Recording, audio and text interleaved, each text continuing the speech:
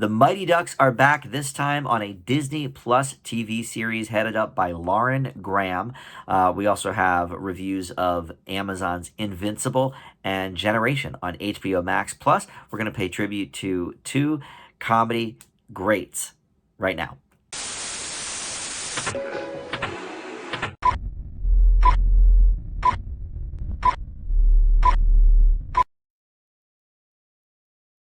Hey everybody, Dan here. This is Dan Reviews It, and welcome to TV News and Reviews for the week. Yes, we're going to talk about the Mighty Ducks, their new show, Game Changers on Disney+.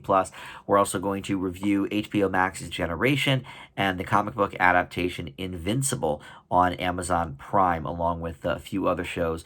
Calls on Apple TV+, Double Cross with Blake Griffin on True TV, and a new Nickelodeon series in mockumentary style called Drama Club. If you are new to my channel, thank you for finding this video. Hope you enjoy TV news and reviews. Check us out every week. I review usually 5 or 6 new TV shows and go over a bunch of TV news for the week, and that's where we're going to start. Usually we kick off with renewals and cancellations, but nothing really of note there for this week. So instead, we're going to pay tribute to two greats that we just recently lost in the world of television, specifically television comedy. George Segal is the first. He was 87 years old. He died of complications from bypass surgery. He was a comedy fixture long before my time. He was in the 60s and 70s doing some different movies and TV shows, and he actually was semi-regular on the Johnny Carson Tonight Show. He also co-founded an improv comedy troupe called The Premise. Movie-wise, I had heard of him most in Fun with Dick and Jane, the original. Jim Carrey redid it, I don't know, about 15 years ago with Téa Leoni, but he was in the original with Jane Fonda. And that's kind of most what I had heard of him for, but I didn't know who he was until Just Shoot Me, which is the series he did on NBC in the late 90s and early 2000s. And it was a great show, and he was a huge comedy factor in that show. I actually just rewatched it about 3 or 4 years ago, and it still holds up. It's still very, very funny. It introduced me to Wendy Malick as well, who had sort of been around for a while, but that was the show that got me to take notice. And lately, Segal has been playing the grandfather on The Goldbergs, another great character for him. So sad to see him go. And then at 80, we lost Jessica Walter, who, on the flip side of things, she actually had a long career in drama roles before her late comedy career. She was in Play Misty for Me with Clint Eastwood and a lot of other drama films and TV shows of the 60s and 70s. She was in an episode of Naked City, which was like this gritty cop show from the 60s. She had her own show in the 70s called Amy Prentice, which I think was another cop show. And she got nominated or won maybe an Emmy for that show. But people of my generation and younger know her much more for her comedy career, specifically as the sharp-tongued characters Lucille Bluth on Arrested Development and Mallory Archer from Archer, which is, I guess, still on the air, right? I mean, I think it's in its 8th season or something. So there's probably some episodes of Archer still to come that will include her voice, but very, very sad loss there. And interestingly enough, the two of them, George Segal and Jessica Walter, played off each other in a TV Land series a few years back called Retired at 35. It wasn't one that I watched. In terms of the TV Land originals, I was more about Hot in Cleveland, and I saw the first couple seasons of Younger. But yeah, Retired at 35 just kind of missed me. But they were, I guess, a married couple on that show. So they got to work together as well before they departed. So just a little tribute there for them. Let's move on to some other news. Casting news. Well, we've got this new ABC multi-camera pilot that is about to shoot. It's called Black Don't Crack.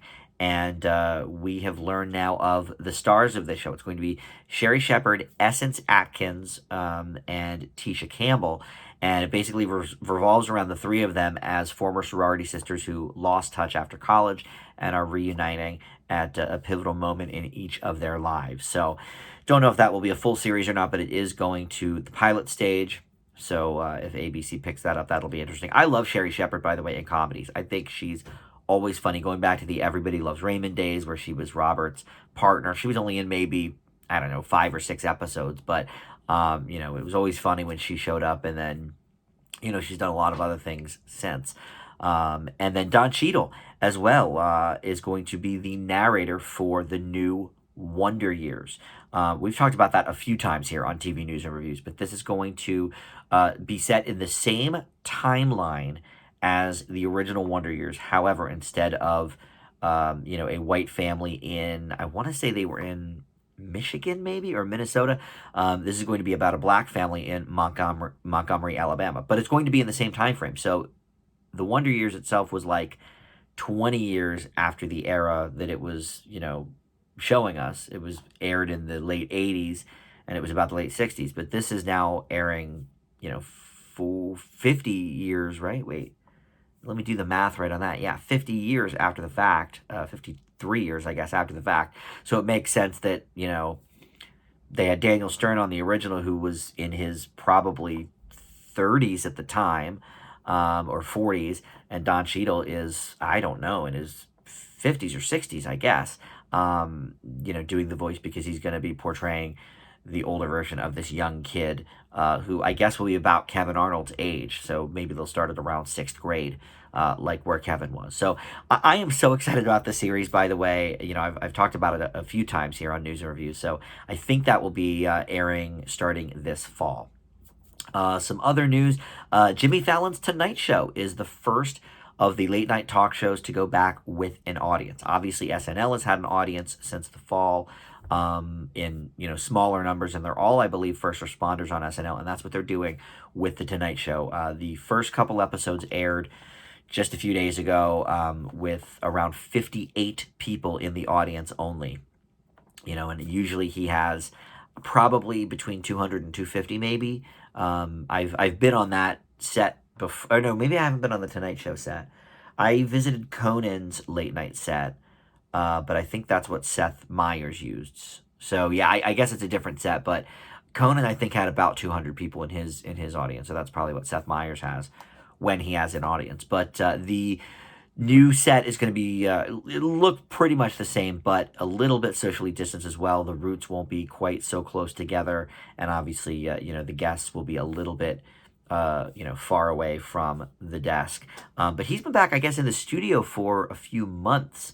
He was doing the at-home stuff, much like Colbert, and all of them pretty much were. But I think Fallon's been back in the studio for a little while, and now they're going to add the audience back in as well. And again, it will all be first responders, at least for now, which I think is awesome. Especially, New York got hit very hard by COVID. So those first responders, worked very, very hard to keep New York, back up and running, and keep them alive. Other than that, we've got Netflix debuting 2 of their reality shows in the next few months in not bingeable ways. So we're going to have The Circle coming back April 14th, and then Too Hot to Handle coming back in June.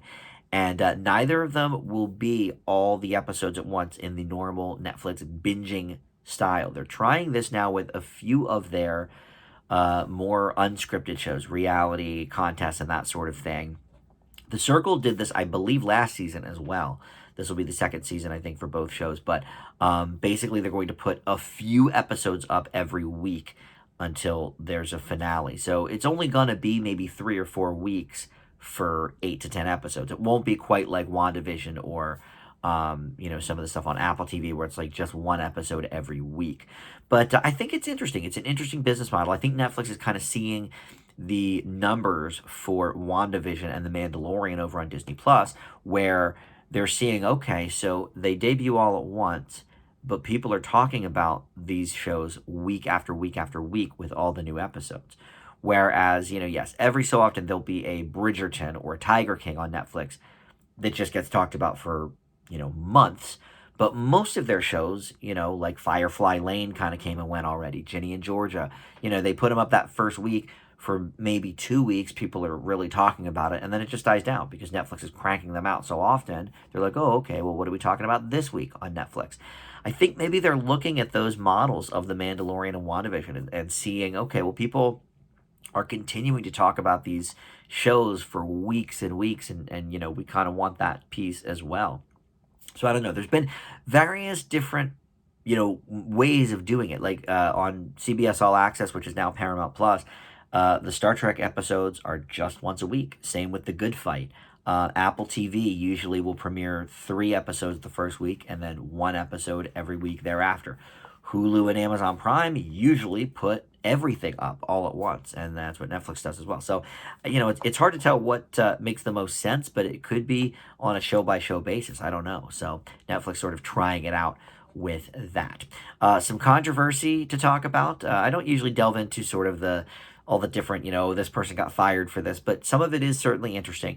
And the first one actually isn't about a firing, but it's about some content being removed. So the WWE is moving 17,000 hours of wrestling from the WWE network over to Peacock, which plans to eventually include every single WWE, WCW, ECW, and pay-per-view event in history on their platform, which is very, very cool. However, some of the more racist moments in WWE history are not included. They are being excised from those videos, and that includes some blackface stuff from the 90s, Vince McMahon using the N-word at one point, and of course wrestling is all scripted, so none of this is off the cuff. Everything that they're talking about here has been scripted and acted out. So rather than keep those things intact, they're taking them off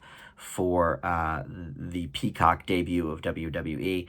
I think that's fine. I don't think we need to see. I believe it was Junkyard Dog that had his half of his face painted and in blackface. I saw a picture of it, and it doesn't look good. So I think that's fine. And then in terms of people actually exiting, so I didn't know much about this, but the creator of the TV show All Rise and the co-showrunner Greg Spottiswoode was fired a few days ago after a misconduct investigation. Now, I didn't know that this is something that's been brewing actually for a while on that show, and it's interesting because the show has a female black lead, and the premise of the show is that she is, the first black female judge in, I think it's in LA or something, in the whole city, I guess.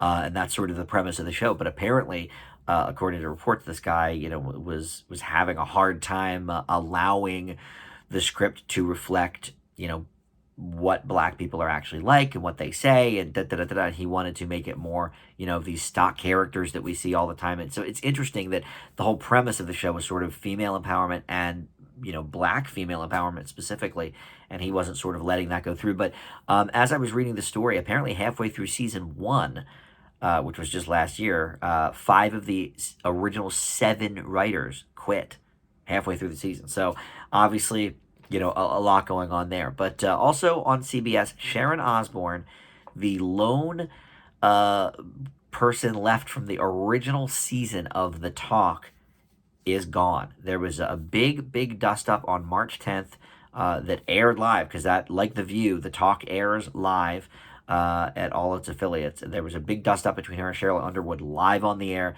She was standing up for her old buddy Piers Morgan, who said a bunch of nonsense. He didn't believe Meghan Markle was suicidal and this and that. Remarks that got him in a lot of hot water. He ended up leaving Good Morning Britain as a result. But she was defending him on The Talk, and Cheryl Underwood was like, no, like, let me explain some stuff to you, lady. And then all these other stories came out. Leah Remini and Holly Robinson Pete, both from the first season of The Talk, released a couple of statements saying, oh, yes, Sharon has made some comments and da. So she is leaving. They originally took the show off the air for 2 days, which turned into a 2-week hiatus for The Talk while they kind of retooled things. But yeah, did not salvage it. So Sharon Osbourne is gone from The Talk. Other than Cheryl Underwood, I don't even know who's still on there. Sarah Gilbert left a few years ago. I really have no idea. Same with The View. Other than Whoopi, and I think Joy Behar has been back for a little while. And I think Meghan McCain is still on. But the other 2 or 3 people on The View, I have no idea who they are. All right, so this week in spinoffs and reboots, we've got a spinoff of the What We Do in the Shadows show, which in itself was a spinoff of, or a, I don't know if it was a spinoff, but whatever, a TV version of the film What We Do in the Shadows. But they're going to have a new show in that universe called Wellington Paranormal that's going to air this summer on the CW.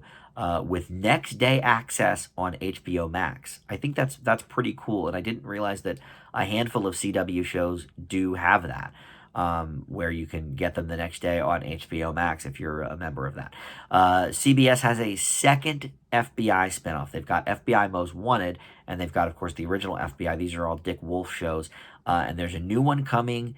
It's been confirmed. It's not just a pilot. It is a series order for the 21-22 TV season called FBI International. I don't think I've watched 1 second of any of these shows. Although I was surprised when Dick Wolf came over to CBS because his longtime home was NBC with all the Law and Order shows. But whatever, I guess maybe when they canceled the original Law and Order after 20 years, he was mad, and so he went to CBS. I don't know. But I couldn't even tell you who's on any of these shows. But whatever, they're popular enough, they're getting a third one. And then another movie to television adaptation that Disney Plus is picking up on, National Treasure. It's going to be from the writers and producer Jerry Bruckheimer, from the first Nick Cage, the two National Treasure films. So this is going to be a TV version. And that is a great segue into our reviews, because the first of our TV reviews is The Mighty Ducks Game Changers. So let's slide into the reviews now, with this Mighty Ducks television show. And I don't know how many episodes there are going to be total. There's 6 so far listed, but there, it could be 8 or 10. It's hard to say. But like the Disney Plus model, they're only putting one out every week. So this is, this review is based on just that first episode. It stars Lauren Graham and Brady Noon, who is one of the little kids from the R-rated movie Good Boys a couple of years ago. That was very, very funny. He's, like the little freckled-faced kid.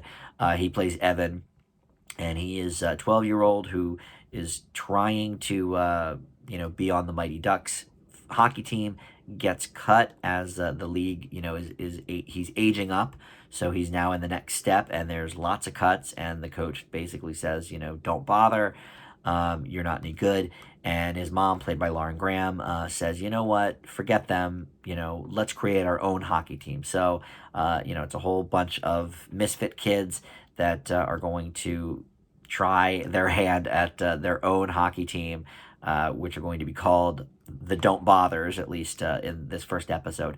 And they may have some help from the Ducks' original coach, Gordon Bombay, reprising his role. Yes, it's Emilio Estevez, who is from obviously the first few Mighty Ducks movies, and he is playing the same role here. He's a bit grizzled, but he owns an ice rink, and he starts doling out some advice, and I don't know. But, by the end of the first episode, he's nothing more than sort of grizzled old mentor or whatever. But I sense that he'll end up coaching the team as the series goes on. It's, hard to say now. But anyway, this show is really good. Now, I did not see any of the original Mighty Ducks films. So if you know much about me, look, I'm 43. So when a lot of these 90s Disney sports movies came out, and even the non-Disney ones like The Sandlot, I never saw them. I was in high school or college by the time a lot of these came out. Rookie of the Year,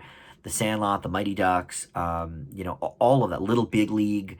I just, it all bypassed me, and I really never went back and rewatched them. So I've still never seen the Mighty Ducks movie. However, I think what's very interesting about this show is you don't need to, because essentially it's kind of the same premise, I guess, or at least to some degree.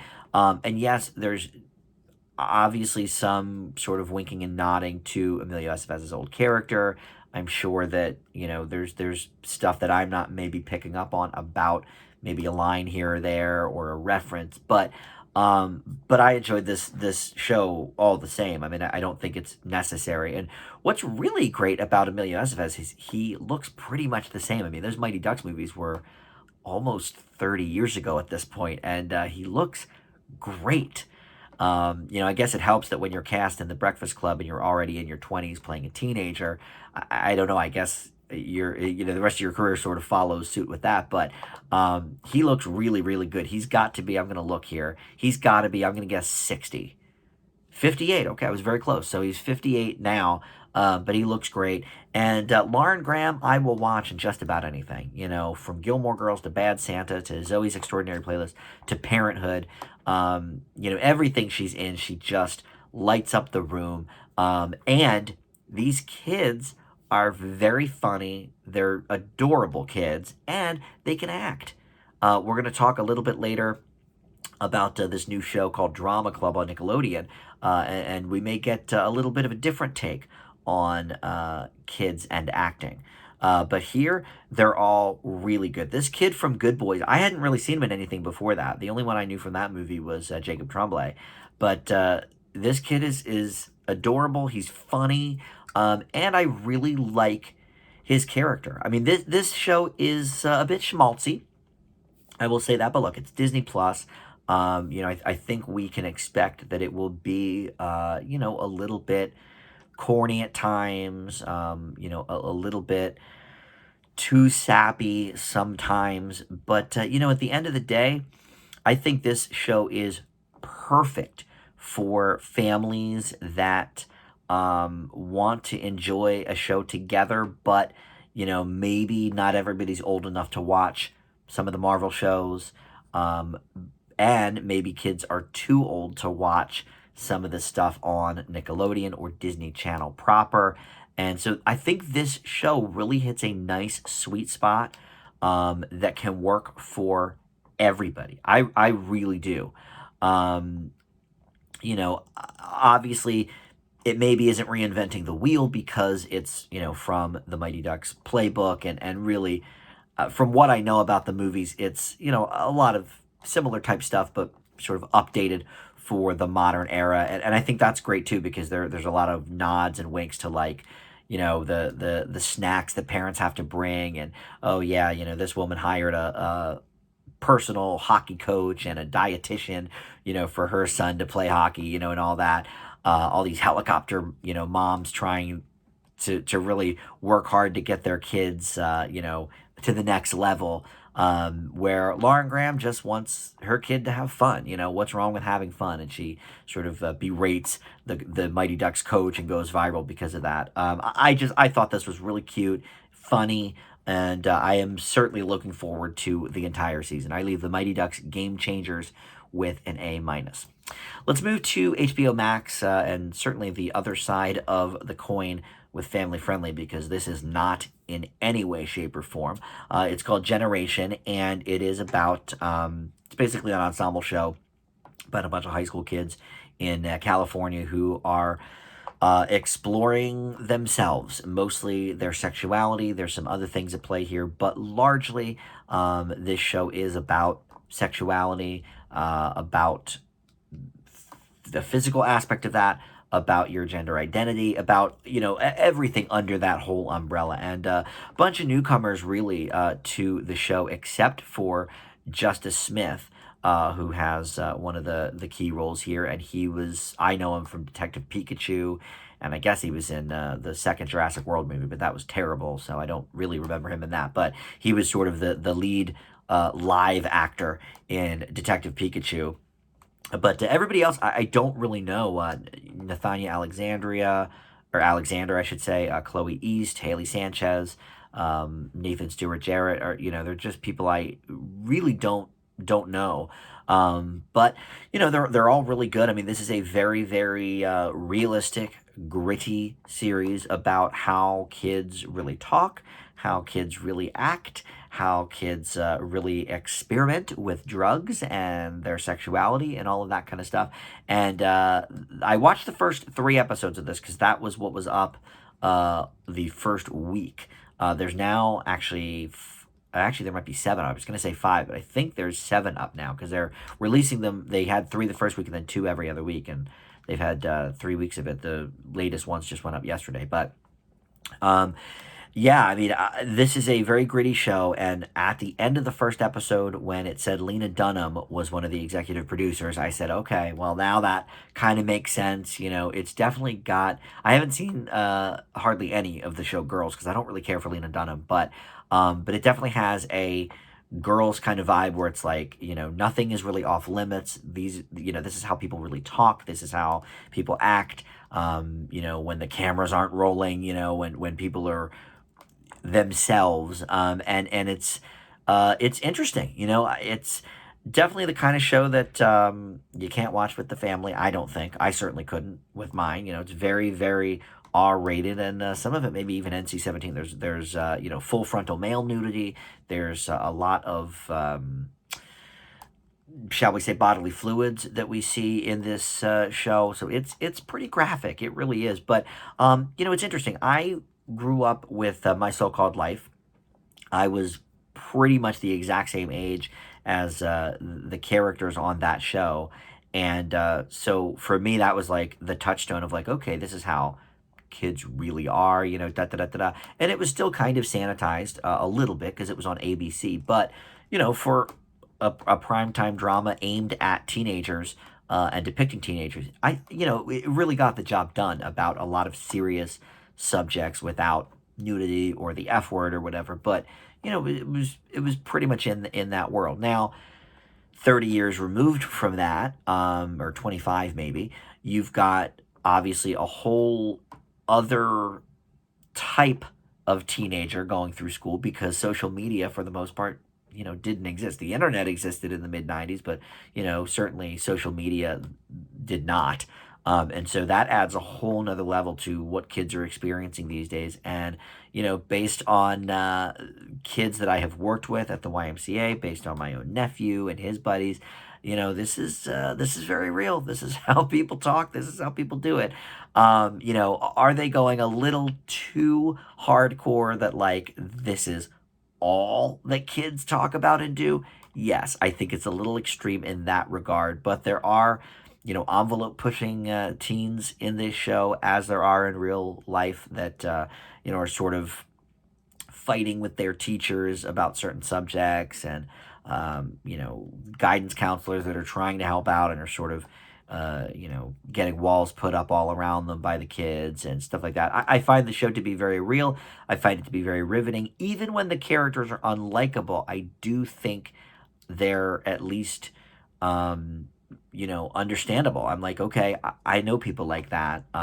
May not be who I would choose to hang out with, but it is real, and they're not really pulling any punches here. It reminds me a little bit of that movie Kids from the 90s as well. Very gritty look at the lives of youth in that era, and here we're doing it with this. I thought this was a really, really good show. Very riveting. And the acting is pretty good, especially from, I'm not sure who plays him, but the guidance counselor, who's like new on the scene, he is really good. Really trying to, talk to these kids, on their level and stuff while still trying to keep a little bit of a distance. It's very, very interesting. I think this is another very, very good show. We've got two in a row here. I leave Generation with an A minus. Let's talk next about Invincible. This is over on Amazon Prime, and this is from a comic book based on this Robert Kirkman book, who is responsible for co-creating The Walking Dead, and he's done a bunch of the X-Men and Ant-Man comics for Marvel. So, he's got his hand in this world. This basically involves this character, Mark Grayson, who is, a regular teenager, but his father is a superhero. In fact, he's the most powerful superhero on the planet, a version of Superman, one might say, and that's voiced by J.K. Simmons. Mark himself is voiced by Steven Yeun. And shortly after his 17th birthday, Mark finally begins to develop powers of his own. He's been waiting for this moment.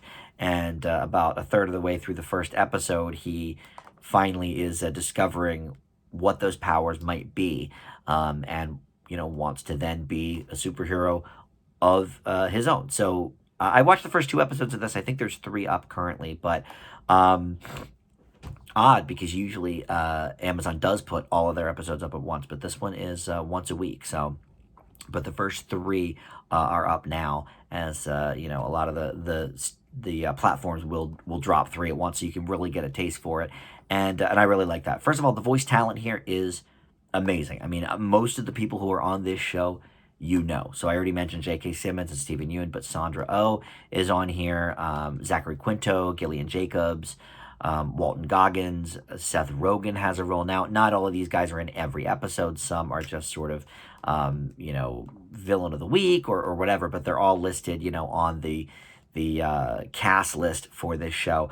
So the voice talent is great. J.K. Simmons, you know, for me is one of the best around. He's so good, and of course, in superhero lore, you know, you can't really think of him without thinking about J. Jonah Jameson from the Spider-Man movies with Tobey Maguire. And what's great about this show is how the animation is done, because it really is trying to interpret a lot of those 90s animated shows like X-Men, like the Spider-Man series of the 90s. And it does a great job with it. It's executive produced by Seth Rogen and Evan Goldberg, his great writing partner, among some other people, including Robert Kirkman, the you know, the person who helmed the book. And it really gets to the nitty gritty of things. It can be very, very violent. We don't really see that in the first episode because we're still sort of getting to know the characters, which I think they do well. But in the second episode, there is some real, like, visceral kind of stuff that is at times hard to endure, for sure. And, you know, from there, it does get to be a little bit sort of, okay, this is, you know, every superhero show is sort of like this or whatever. But what sets this one apart is its PG-13 nature. And maybe the violence is a little higher than that, but on the, like, language level, the worst they say pretty much is like a-hole or the S word. Like, they don't really swear that much in this. It's certainly not for kids. You know, it's more than you can get away with on Fox, you know, in the afternoon in the 90s. But they don't go overboard with it. Like a lot of the, you know, adult animated shows always have like constant cursing and all this stuff, and it's like, you know, I'm a fan of, like, you don't need all that stuff if you're telling a really good story. And I think this is a good story. I think everybody's, you know, kind of given their all here. You know, yeah, everything I've already said. The voice work is great. The animation style, I really, again, I really like the homage they're paying to 90s. You know, superhero cartoons that I kind of grew up with a little bit. Again, I was maybe, you know, in college by that point, but, you know, they would still be on. But yeah, I liked this overall. I don't know how they're going to necessarily differentiate it from other superhero things as we move forward. But yeah, I'm a fan of this show. I have to say, Invincible gets a B plus from me. All right, next is Calls. This is on Apple TV Plus, and this is an interesting one because, first of all, the show times are between like 12 minutes and 19 minutes. So some of them are very short, and some of them are almost, you know, prime time, half hour length. You know, once you take out the commercials, you get about 20 and a half minutes, 21 minutes of show, and some of these episodes reach that. But for the most part, this is almost like a shorts kind of collection, but it is also a an anthology because I've read that the last episode sort of wraps everything up, but the three episodes that I watched anyway had nothing to do with one another. They were all just anthology based, and this is another one where the cast is just, you know, crazy. And in fact, I didn't even get to a lot of the really big named episodes, but the ones I watched included Aaron Taylor Johnson, Riley Keough, Judy Greer, Mark Duplass, Lily Collins. So, you know, some fairly big names, but these all have very little visual representation. So not only is it interesting in that its time is like almost short length, you know, 12 to 19 minutes, but there's almost no visual representation. The you know, basic premise is that it takes these phone conversations and sort of animates them, if you will, on the screen, but not with people. They just animate sort of the wavelengths of the phone, and the dialogue is all on the screen. You don't need to put captions on. The dialogue is right there, and in different fonts and different texts and stuff, as the phone conversations are happening, and they tell you, the name of the person that's talking. And so it's interesting. I mean, you could actually not watch the show at all and just listen to it as like a podcast sort of thing. I mean, it's kind of like, my show here, my news and reviews. I mean, it's an auditory medium. I think I don't put clips of the shows up. I don't put pictures up. Whatever. It's just me, talking. So you can watch calls in the same way, I imagine. But it's a very, very interesting premise. They all have some sort of science fiction or horror type lean to them. Um, for example, in one of them, this guy who finds out his girlfriend is pregnant, leaves, and then he calls her, and he thinks like a half hour has passed, but like a few days have passed. And then as we go down the rabbit hole here, the more people he talks to, longer and longer time has passed. Until it's like years. And so nothing's ever really explained with it. It just is what it is. And maybe, like I read, that 10th episode will bring everything together. I don't know. But these episodes are all up for perusing right now, because on Apple TV Plus, they've decided to do it that way with this particular series. It's also based on a French series, if you've ever heard of that. I have not, but it's also called Calls. And so the same producer brought it over here to the States. I thought this was very interesting, for not that much to look at. It's an interesting premise, and I sort of like it's like short stories, even your regular anthology series is still a half hour or an hour, in the case of the new Twilight Zone or American Horror Story. But this is, sort of just little bite-sized chunks, and I really kind of like that, I have to say. So I'm going to leave Calls with a B. All right, so far we've gotten some real good shows here, right? The first four all very, very positive. So let's talk about the last two shows because it goes on the complete other end of the spectrum. So first we're going to talk about Double Cross with Blake Griffin. This is airing on True TV, and it's a hidden camera show basically, with the NBA player Blake Griffin, who I really only know from a couple of the Comedy Central roasts. I don't know his sports career at all. In fact, I thought he was an NFL player until I looked up this show, and I was like, okay, basketball, sure. But anyway, so this show features basically pranksters that want to, get one over on somebody, but then they have that person, they inform that person, okay, this dude's gonna, this dude or gal is gonna do a prank on you. What do you want to do back to them? So then it's, the double cross plot. And I thought the concept was pretty interesting. And look, True TV, has done very well with Impractical Jokers and some of those type of shows. And obviously, this is sort of falling in line with that. A little bit different, but premise-wise, I was like, okay, I could see where this fits in the True TV schedule. But it is horrible. I mean, it's like almost unwatchable. First of all, Blake Griffin is not charismatic, and he's also a lousy actor.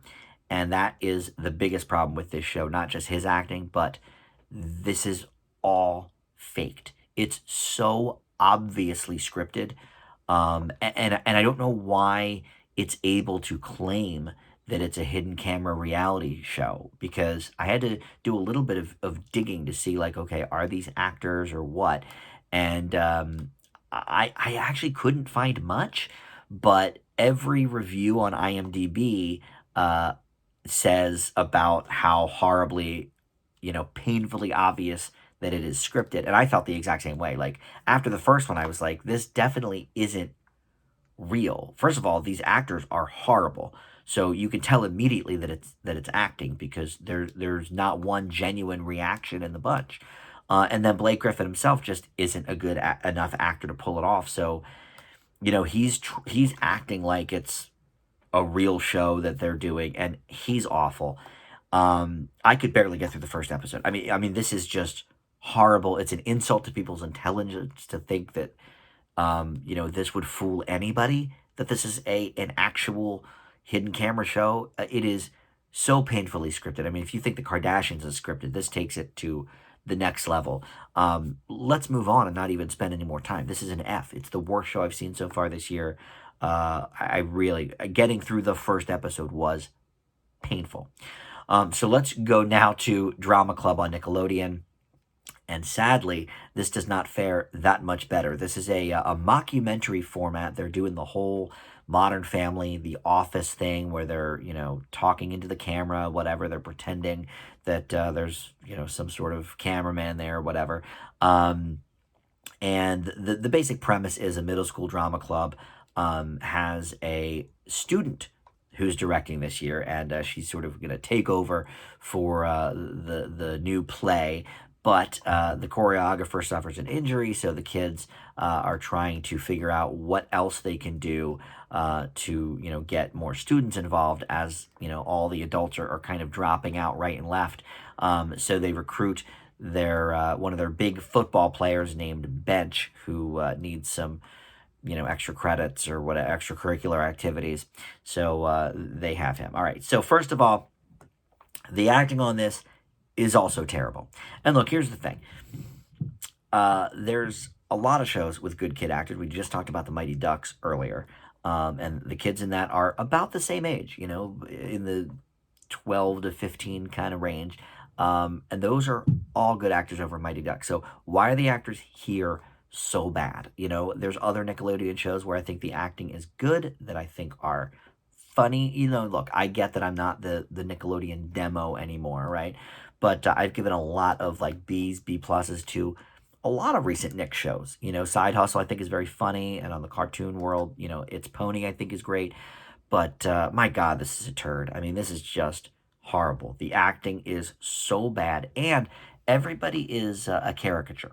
Much like Generations, where or Generation, I should say, on HBO Max. Obviously, those kids are a little older, but they're just so much more fleshed out. Like here, you just have the whiny gay kid, and the nerd who wants to be best friends with the football player, and then the social media influencer. It's like every stock character they could find. And aside from that, none of it's even original. It reminds me of Glee because, of course, this is a drama club instead of a choir group. But in the very first episode of Glee, they get the football player to be on the Glee in the Glee club, because of similar things. I think if I remember correctly, he was in trouble or something, and he didn't necessarily need the curricular activity, but I forget what happened. But anyway, that they were like, you got to do the Glee club or you're going to be in trouble or whatever it is.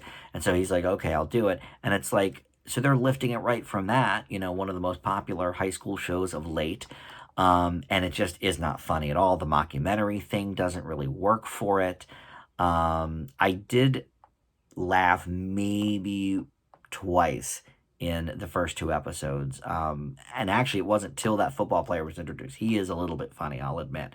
But also, he's not fleshed out at all either, just like the rest of the cast. He's just like, oh, I'm the dumb football player that also can't act, whatever. But he finds out that he has a talent for it and whatever. Glee all over again, so this is another bad one. There's no need to belabor some of these horrible shows. This gets a D from me, for D for Drama Club.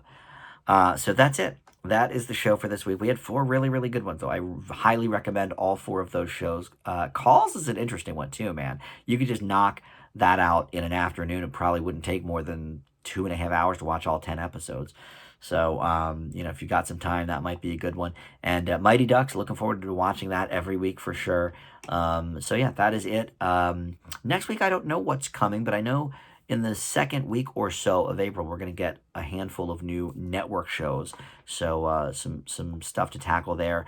I do at some point want to check out the new version of America's Most Wanted too. That's been out a few weeks now and haven't gotten on to that. So maybe that will be part of next week's episode. But thank you so much for watching, and we'll be back next week with another TV news and reviews.